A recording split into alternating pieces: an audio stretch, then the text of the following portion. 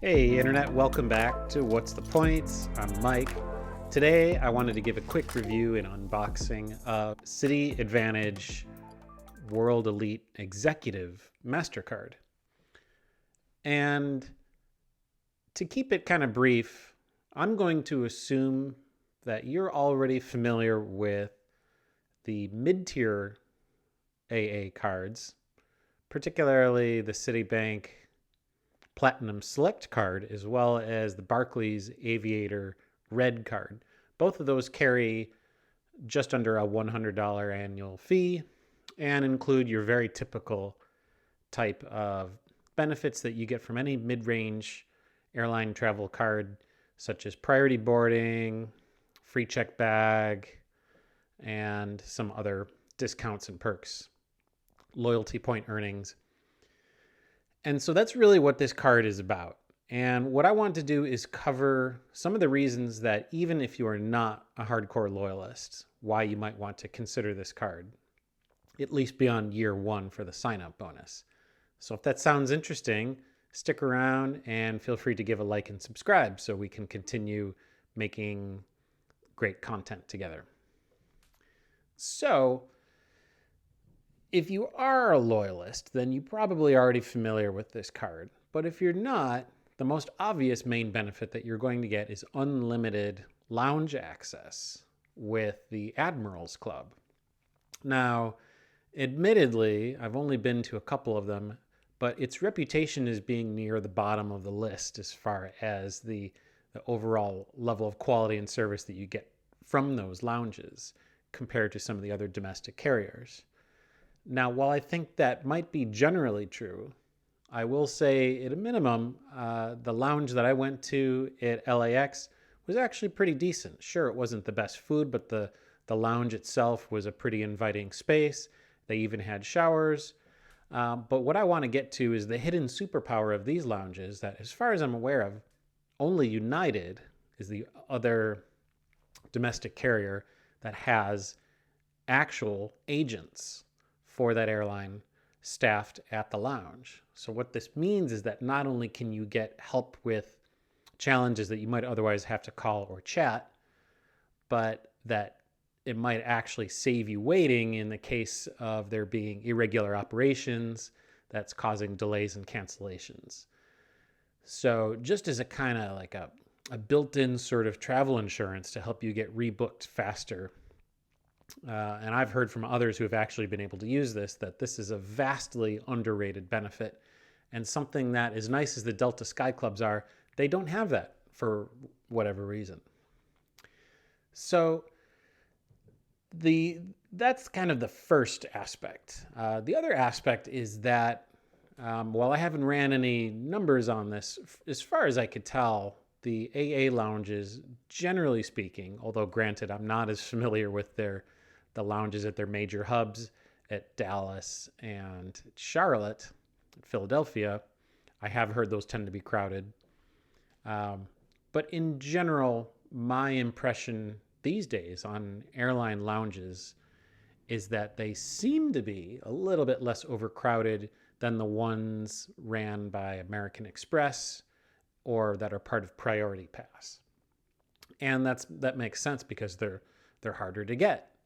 And so, for example, other than buying a lounge membership, pretty much this card is the only way that you're going to have access to these lounges. Unlike, for example, the Delta lounges, there's multiple cards in the Amex ecosystem, both Delta branded and not, that will get you in.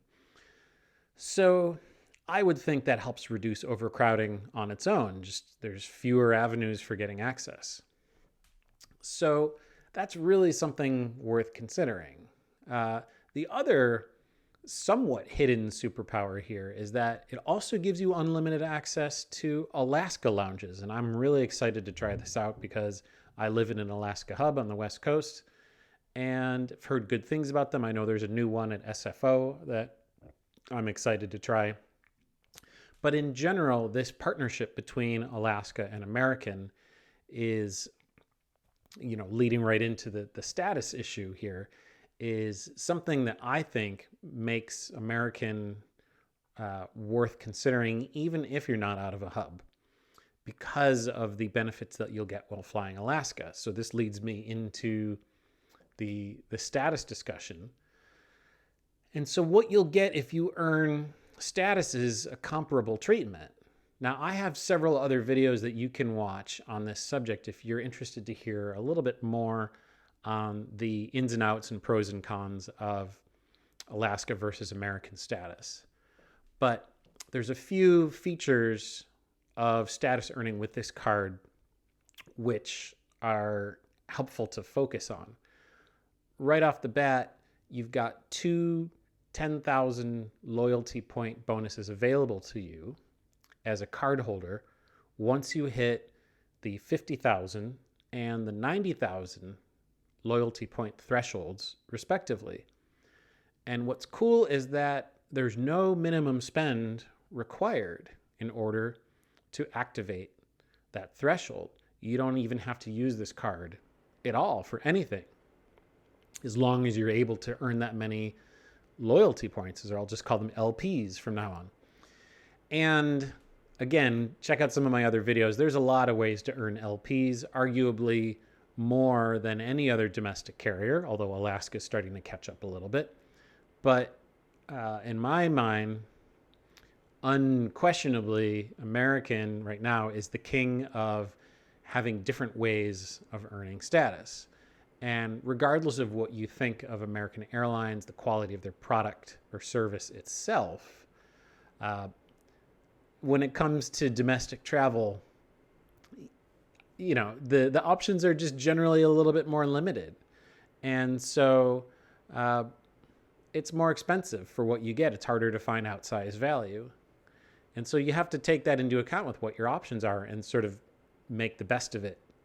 And I think this card does a decent job of that because, for example, let's say you hit 50,000 loyalty points. It's not that hard to do now that you're immediately bumped up to 60. So something really interesting happens when you hit 60. That activates a 20% boost on all loyalty point earning through non-flying AA, meaning shopping, dining, Simply Miles, cars, and hotels booked through AA portals. A 20% bonus on all loyalty point earnings on all of those categories for 6 months just for hitting that threshold. Similarly, at 100,000 points, you get a 30% bonus that lasts for 6 months. So if you time this right, you can effectively always be having either a 20% or a 30% bonus, which makes it tremendously more efficient, especially once you're getting up to those higher levels. Now, that said, of the different status levels, as far as what you're trying to get out of it, a lot of people seem to think that Platinum Pro, which is the second from the highest at 125,000 loyalty points, is the sweet spot for overall benefits in terms of likeliness of upgrade, in terms of it maxing out on the level of status that Alaska will recognize, because you don't get any further advantage from having their top tier executive platinum on Alaska. And there being a relatively high jump, you know, another 75K more needed to get to executive platinum. And other than a slightly higher chance of upgrades, that level of status doesn't really feature too much else. And it's the same One World Sapphire level, which is enough to get you into first class partner lounges worldwide, even on an economy ticket. So for example, let's say you fly to Japan, and as long as you're flying on any One World carrier, when you go to that airport, you might be able to go into the Japan Airlines first class lounge. And that's pretty cool. So there's a lot of advantages to having AA status, even if you're not a hardcore loyalist. Now, is this sustainable to do year after year? I'm not sure yet. I've only been doing this for 1 year.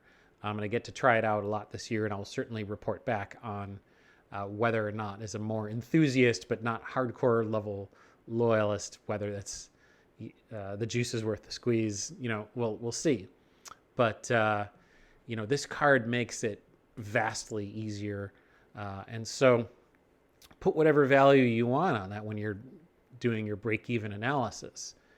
But when you factor in unlimited free lounge access, the accelerated loyalty point earning, and which gets me to the third superpower on this card, which is really quite unique in the premium travel cards, are the multipliers you get. First of all, you get 4 times points on all AA travel purchases. So that's more than the 3x max that you get in the travel category from cards such as the Chase Sapphire Reserve. It's not quite as much as the 5x that you get with the Amex Platinum. But then again, you can't get American Airlines miles directly any possible way through Amex or any other bank, although that might change with Citibank announcing their intention to be a more exclusive partner and push Barclays out of the race. And arguably, AA miles are still the most valuable and flexible currency due to their partner award charts of any U.S. currency, even more so than Alaska still. That's all bound to change at any given moment.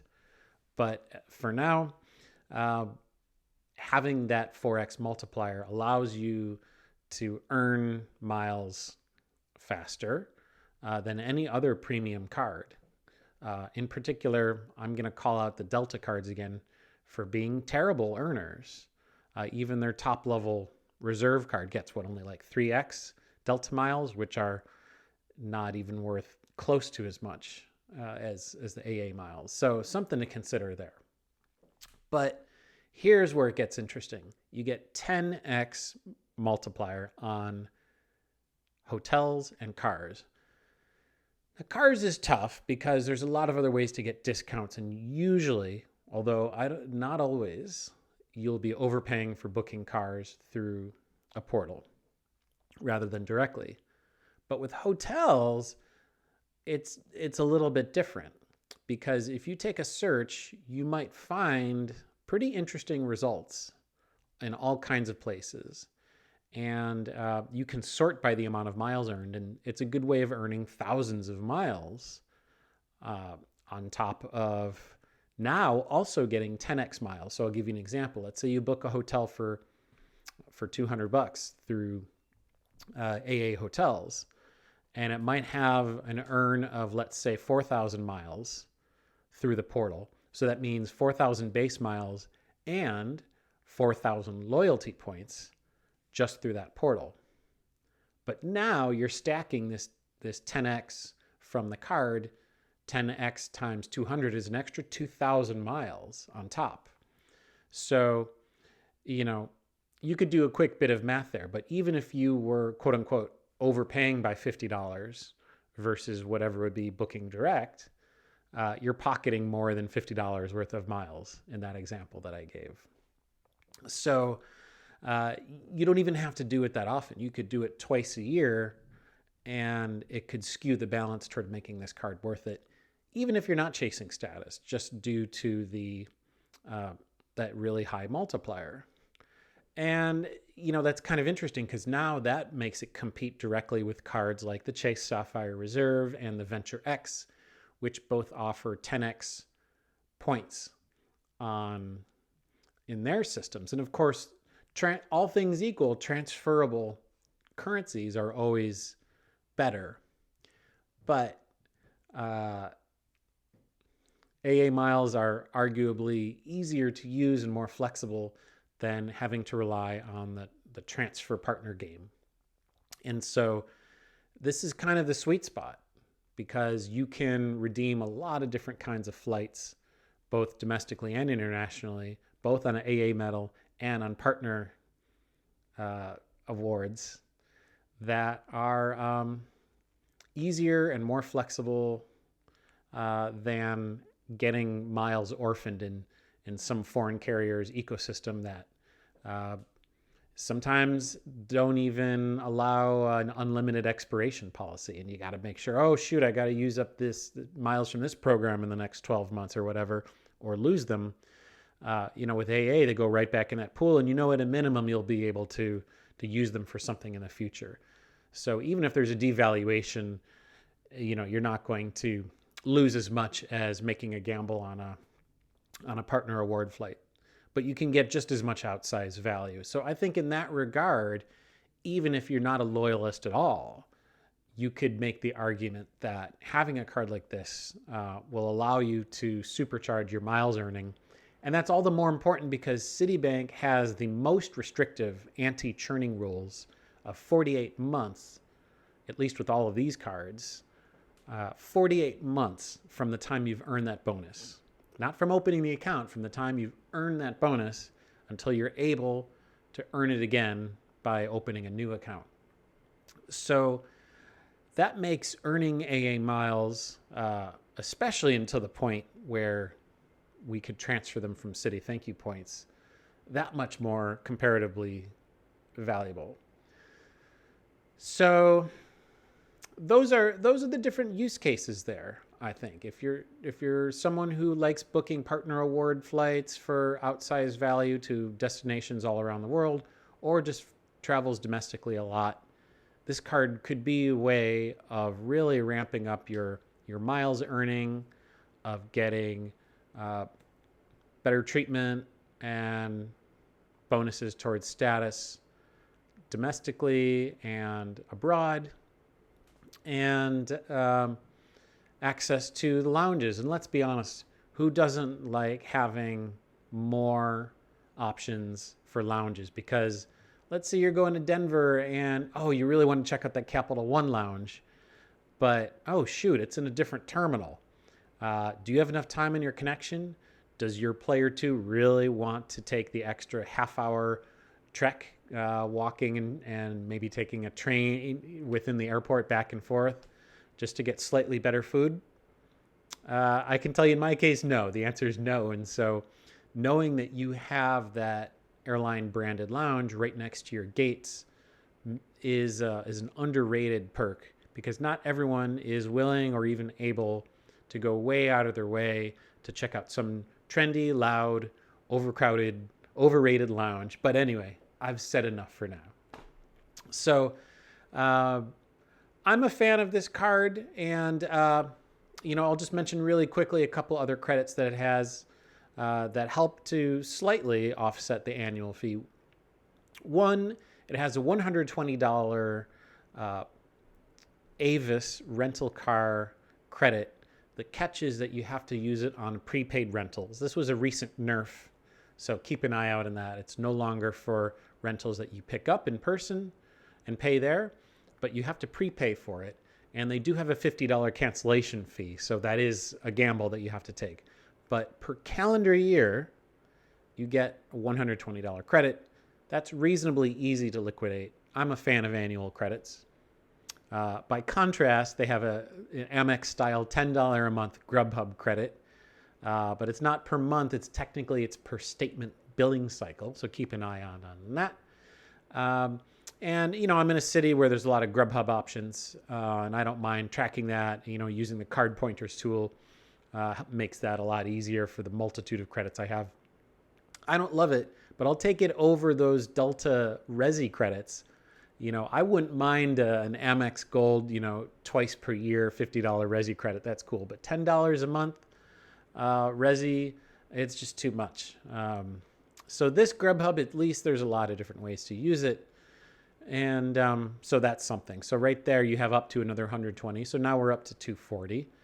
And if you want to count it, there's also an up to $10 a month Lyft benefit. But the catch is you have to take 3 rides within that month in order to trigger that credit. You get, I think, just as a perk of using any World Elite MasterCard, you get $5 a month from Lyft. So it's really only a net $5 benefit compared to using a different MasterCard. And right now I have the Chase Sapphire Reserve, which at least until March gets 10x on everything. There's really no reason for me to use this card for that. But if that goes away, that will likely change. I probably will use this card. And sometimes you can stack that with merchant offers. And I got to say that the Citibank, I've been finding that their merchant offers on their cards are actually kind of underrated. They compete pretty well in terms of the quantity and the amounts that I've seen with Chase and Amex. I know everyone gives Amex so much credit for their Amex offers. Honestly, I haven't really gotten very many interesting ones in the last year, but I have gotten a lot of Chase and Citi ones. So let's do quick unboxing. This box, as far as I'm aware of, has the same design as the Amex Aspire card, which I've heard no longer uses this. But it's kind of nice. It's got this topo map all over it, and explore the world. And so here's the card. Back here is boring stuff, but always read it anyway. And it's cool. It's one of the coolest looking cards, I think, in the game. So metal, of course. I think it's nifty. So what do y'all think of this card? Is it too much work, too much expense? Are you not in the business of giving more money to banks? I understand that. But what is the use of this card for someone who's not a hardcore loyalist, but as someone who is a travel enthusiast and looking for unconventional ways to make domestic travel just a little bit more comfortable and a little bit more lucrative and flexible in terms of the ways that you can earn redeemable miles, perks, and status? Let me know in the comments. And as always, let's take care of each other. Ciao.